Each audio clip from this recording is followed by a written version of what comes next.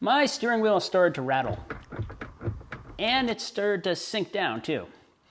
This is a common enough issue in DeLorean's. Usually it's just the adjustment knob under the steering column that comes loose. This adjustment lets you move the wheel up and down and slide it in and out.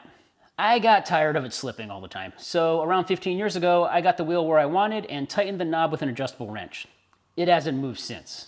And it's still tight, so that's not my problem. The next common failure is the bushing that goes to the body. It can break and then the steering column won't be aligned anymore and will just rattle around. But I replaced mine a couple of years ago when I did the steering rack, and it still looks good, so it's not that either. There's also a plastic bushing in the end of the cage. This can sometimes crack or just slip out, but mine seems to be in there pretty good and doesn't seem to be damaged. I thought the column was pivoting from where it bolts to the dash, so maybe those bolts had come loose, but no, that's not it. They're tight. That leaves the cage. The purpose of this is to collapse in an accident so that the steering wheel doesn't pin you to the seat. After a few decades of driving, it can break and needs to be welded back together or replaced. Welding will affect how the cage collapses, but it will still collapse. Anyway, I welded some brakes in it a couple years ago, so it can't be. Oh. So now I have to get the steering column out so I can weld the cage back together. The knee pads have to come off for access, which isn't a big deal. Then there are 3 electrical connectors to unplug, then 2 nylocks that hold the column to the dash, and finally the set screw on these upgraded U-joints, and the steering column should just pull right out. Should being the operative word. It would not come out. After enough pulling, I did finally remove the column. Most of it. The sliding telescoping part came out. The other end is still stuck in the U-joint. Close enough. I only need this part. Now I just have to fix it. I know how to weld with 3 processes: oxyacetylene, flux core wire fed, and TIG. Although I don't think any real welder would call what I do welding. It's more that I can operate the equipment well enough to get some metal to kind of melt together. In any case, I taught myself oxyacetylene welding when I had to patch a couple of holes in the frame under the upper link arms. The cheap garage I was renting at the time didn't have enough power to reliably run a light bulb, much less an electric welder. So gas welding like this was the only option. I like gas welding.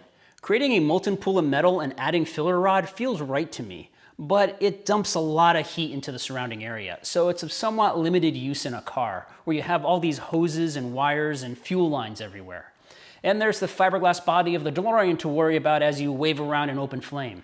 Once I moved to this garage and had actual usable power, I decided to try my hand at flux core welding and got this flux core wire-fed welding machine.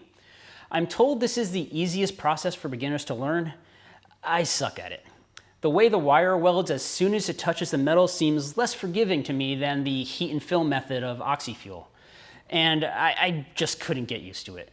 I made more of a mess than anything else with weak joints or just lots of extra blobs of metal everywhere. I'll still use it for some small tacks here and there when I don't feel like pulling out the other machine, but I just never really got any good at it. More recently, I got this TIG set up. I feel like TIG is like the electrical version of oxyfuel welding.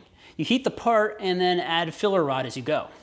It seems to throw out less waste heat than oxyfuel, and the lack of an open flame means that you can safely weld in more parts of the car without worrying about lighting anything on fire.